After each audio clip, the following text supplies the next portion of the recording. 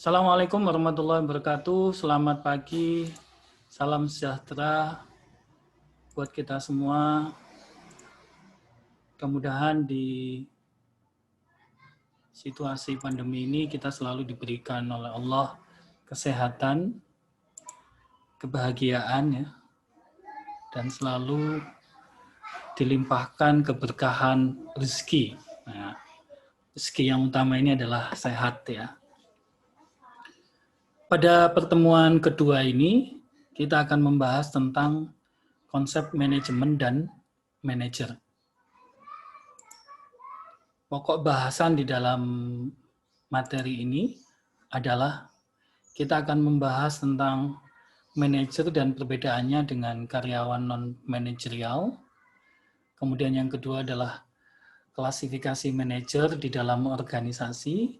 Kemudian fungsi-fungsi yang dilaksanakan manajer dalam organisasi, dan keterampilan manajerial yang dibutuhkan oleh seorang manajer.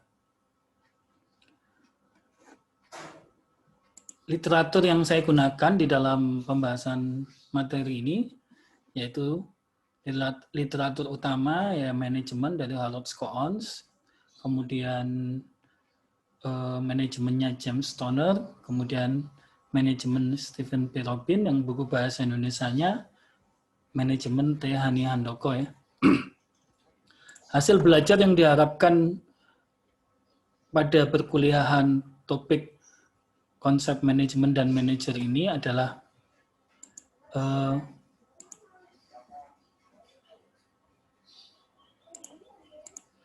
mahasiswa yang pertama diharapkan mampu dan bisa menjelaskan manajer dan perbedaannya dengan karyawan non-manajerial. Kemudian mahasiswa juga dapat mengklasifikasi manajer dalam organisasi.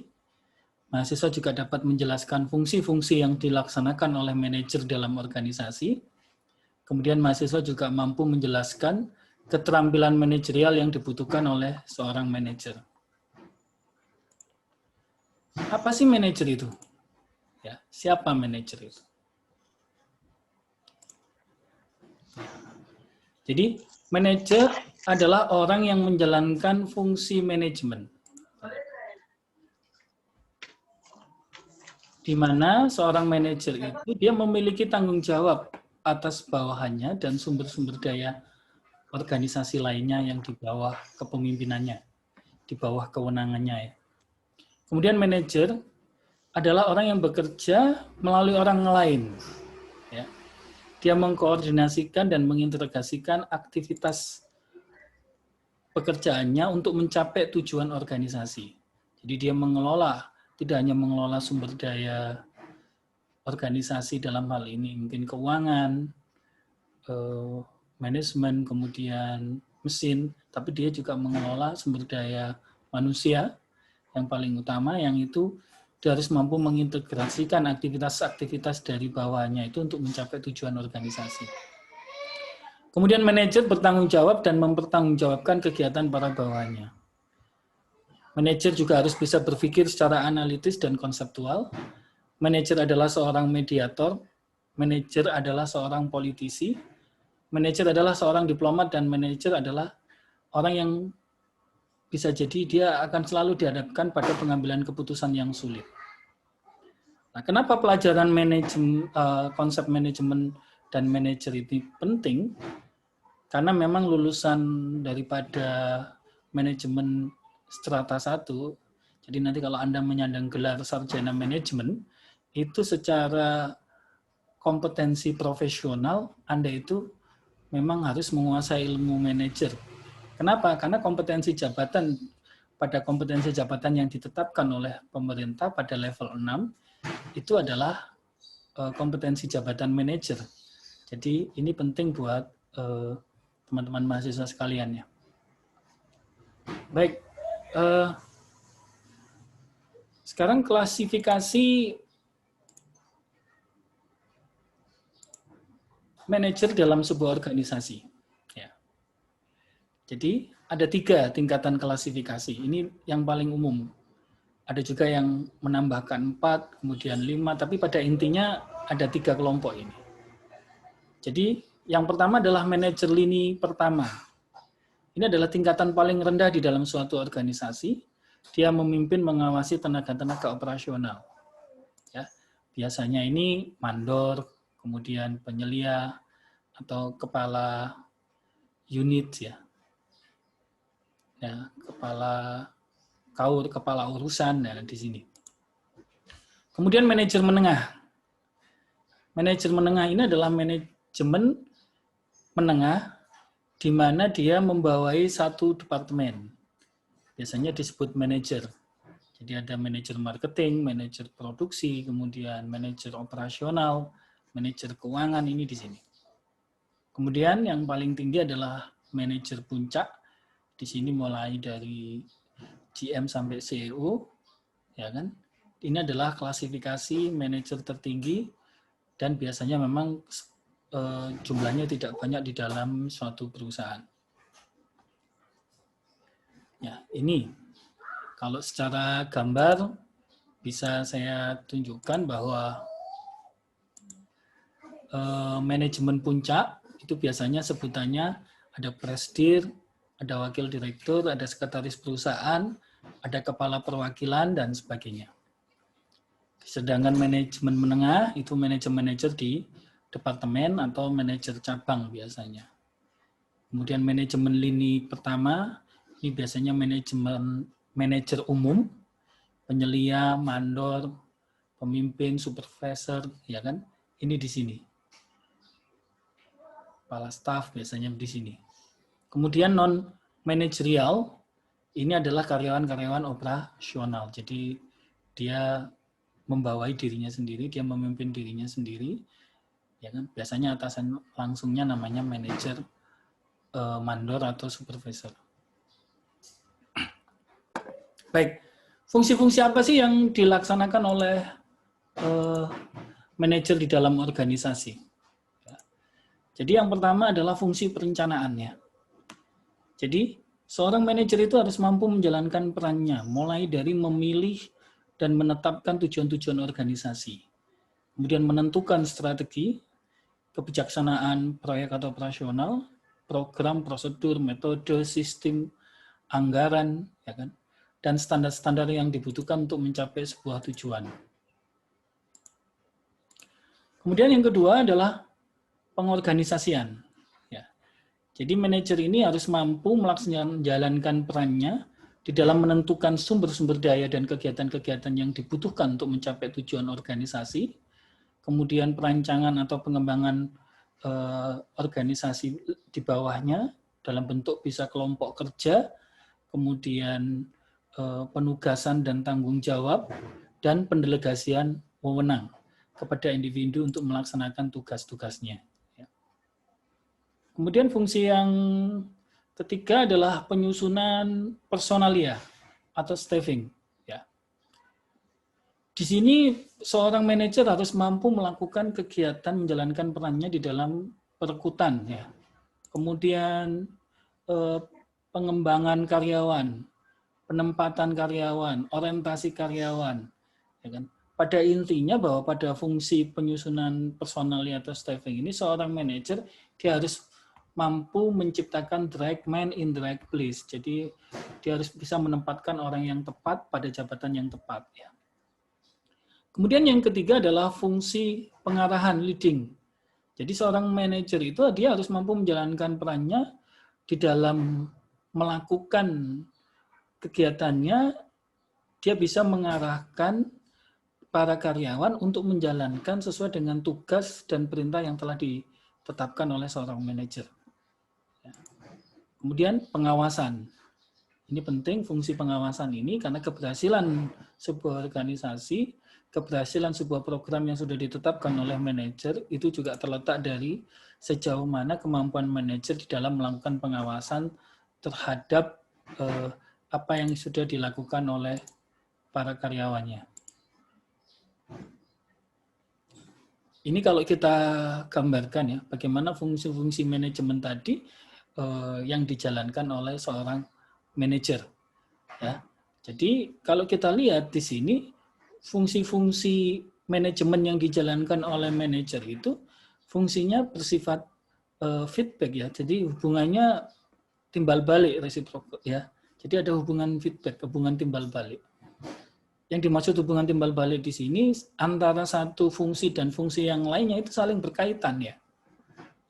Contohnya misalkan fungsi perencanaan dengan pengorganisasian ini saling berkaitan. Kalau planningnya tidak bagus, maka pengorganisasiannya tidak bagus. Ya. Kalau kemudian pengorganisasiannya ini tidak bagus, maka bisa jadi nanti perencanaan yang sudah dijalankan tidak bisa berjalan dengan baik. Ya. Kemudian pada fungsi personalia juga begitu. Ya. Jadi kalau fungsi personalianya ini bagus, maka fungsi pengarahannya ini juga akan menjadi bagus. Ketika dia mampu menempatkan, mampu merekrut orang-orang yang baik, mampu memberikan pelatihan kepada orang-orang karyawannya secara baik, maka ketika dia melakukan fungsi staffing, pengarahan, leading, pengarahan kepada para bawahannya ini menjadi lebih mudah ya. Jadi ini semuanya saling terkait. Nah, keterampilan apa sih yang dibutuhkan oleh seorang manajer? Ya. Jadi keterampilan-keterampilan yang dibutuhkan oleh seorang manajer yang pertama adalah keterampilan konseptual. Keterampilan konseptual ini adalah kemampuan untuk menyusun konsep dan kebijakan di dalam mengorganisasikan dan mengintegrasikan seluruh kegiatan dan tujuan dalam kepentingan untuk mencapai tujuan organisasi. Ya. Biasanya ini bentuknya seperti kayak strategi kebijakan. Nah, ini nanti kita akan pelajari di manajemen strategik ya. Kemudian yang kedua adalah keterampilan kemanusiaan atau human skill. Ya. Human skill ini adalah kemampuan untuk bekerja dengan memahami dan memotivasi orang lain, baik sebagai individu ataupun kelompok. Ya, seorang manajer itu harus mampu mengikat karyawannya, baik secara individu maupun secara kelompok. Ya. Kemudian yang ketiga adalah keterampilan administratif. Nah ini makanya nanti adik-adik mahasiswa sekalian ini harus mampu belajar dengan baik bagaimana secara administratif menyusun perencanaan, pengorganisasian, penyusunan pegawai, dan pengawasan. Kemudian yang keempat adalah keterampilan teknik. Ya. Adalah kemampuan untuk menggunakan peralatan-peralatan, prosedur-prosedur, atau teknik-teknik dari suatu bidang tertentu. Seperti operator mesin, akuntansi, penjualan, dan sebagainya.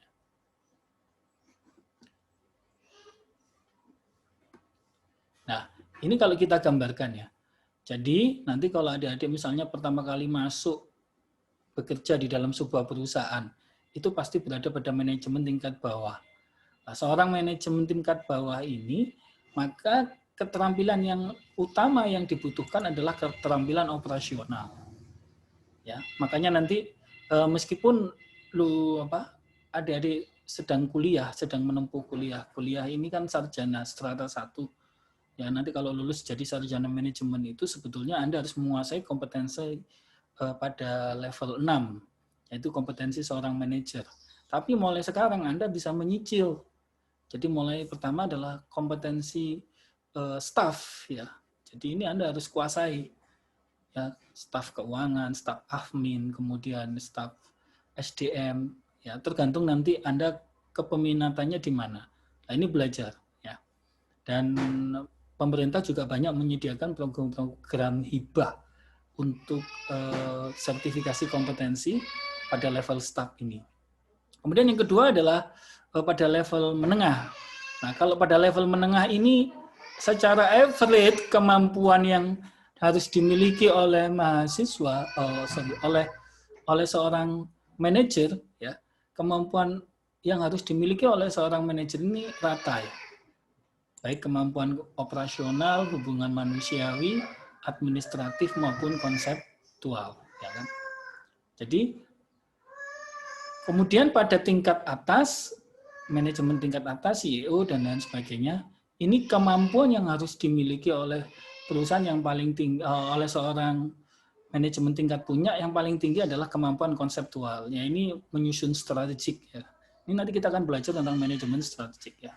Menyusun strategik ini yang paling utama pada manajemen tingkat atas. Kemudian juga yang lainnya meskipun tidak banyak, tapi harus tetap dikuasai oleh seorang manajemen tingkat atas. Apa implikasinya ini di dalam kehidupan kita? Misalnya kita sebagai seorang mahasiswa yang nanti akan mempersiapkan diri di dunia kerja.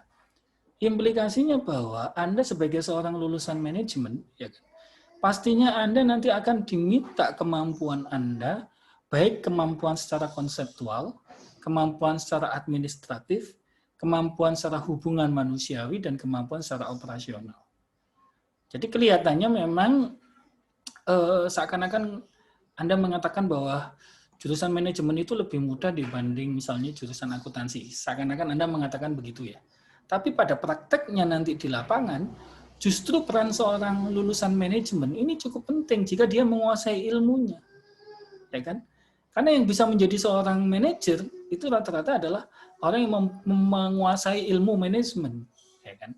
Makanya di dulu itu sudah sebetulnya kalau di periode kurikulum dulu ketika saya masih jadi dosen tahun 95 sampai dengan 2005 itu sebetulnya hampir seluruh lulusan di bidang ekonomi, manajemen, akuntansi, ekonomi pembangunan itu wajib memiliki kemampuan pengetahuan secara konsep dan secara manajerial tentang manajemennya. Jadi harus menguasai itu. Karena di dunia kerja ini memang sangat dibutuhkan. Dan sebetulnya lulusan manajemen itu lebih bisa fleksibel, dia bisa bekerja di bidang apapun, ya kan? Karena memang ilmunya ilmu general. Tinggal secara spesifik nanti dia menguasai ilmu teknisnya, dia harus kuasai di sini di awal ini. Nah, setelah itu semakin ke atas, justru ilmu-ilmu tentang hubungan manusiawi, kemudian tentang konseptual, ini yang harus dikuasai oleh teman-teman sekalian. Baik, mungkin itu yang bisa saya sampaikan di penjelasan awal. Barangkali mungkin ada pertanyaan dari teman-teman sekalian. Silakan, monggo kalau mau ada pertanyaan, silakan ditanyakan ya. Dan saya akan mencoba untuk menjawabnya dengan pengetahuan dan kemampuan yang saya miliki. Silakan, ada pertanyaan?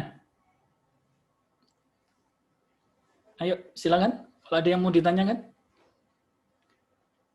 Ya, fungsinya kuliah tatap muka online ini tujuannya adalah jika ada hal-hal yang Anda ingin tanyakan, jadi bisa ditanyakan secara langsung kepada saya selaku dosen pengajar dan pengampu dari mata kuliah ini.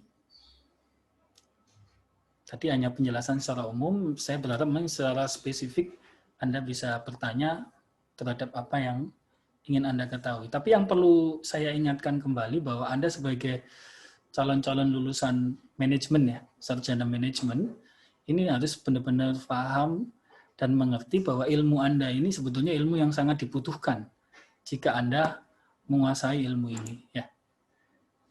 Jadi penting untuk dipelajari, diperdalam, ya kan? Banyak perusahaan-perusahaan memang membutuhkan kemampuan manajerial dari para karyawan. Oke, silakan. Ada pertanyaan? Sudah saya buka speakernya, silakan. Ada mau ditanyakan? Ya. Oke, siapa yang mau tanya? Mas Arief mau tanya? Silakan, Mas Arief. Kalau mau ada yang ditanyakan. Monggo. Ya. Kalau nggak ada yang ditanyakan, ganti saya yang tanya. Ya. Selama di SMA atau selama Anda bekerja, itu pengetahuan Anda tentang manajemen, apa yang Anda ketahui tentang manajemen itu seperti apa? Coba jelaskan menurut bahasa Anda. Ya, meskipun beberapa tadi sudah menulis di forum diskusi ya, tapi saya ingin mengetahui lebih jauh secara langsung. Barangkali ada yang mau menjawab, silakan. Manajemen menurut pemahaman dan pemikiran Anda. Jadi bahasa Anda sendiri. Silakan. Ada yang mau menjawab, silakan. Kalau enggak saya tunjuk nanti. Silakan. Ada yang mau menjawab?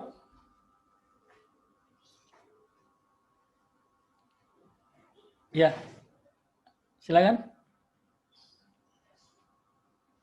Itu pertanyaan saya, silakan dijawab.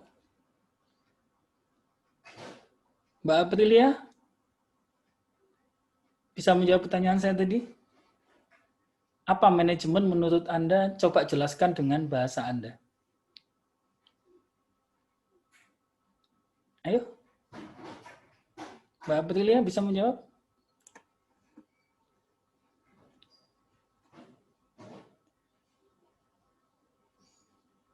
Ya.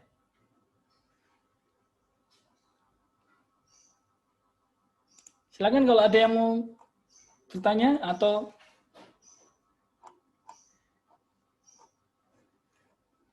baik. Saya pertegas kembali ya. Kalau ini tidak ada yang bertanya, coba saya pertegaskan kembali tentang siapa manajer itu ya. Jadi ini saya tegaskan kembali. Jadi kalau Anda mau jadi manajer, ya, Anda harus menguasai fungsi-fungsi manajemen tadi. Jadi ilmu perencanaan, nanti kita akan belajar ya, setelah ini kita akan belajar tentang perencanaan. Kita belajar tentang perorganisasian. Kemudian kita belajar tentang staffing, kita belajar tentang leading, dan kita belajar tentang controlling. Nah, itu nanti seorang manajer harus menguasai ilmu-ilmu itu. Ya. Kemudian seorang manajer itu juga dia harus mampu menjadi mediator. Ini yang seringkali gagal. Pengalaman saya di beberapa kasus, kenapa sih seorang manajer itu gagal di dalam mencapai target?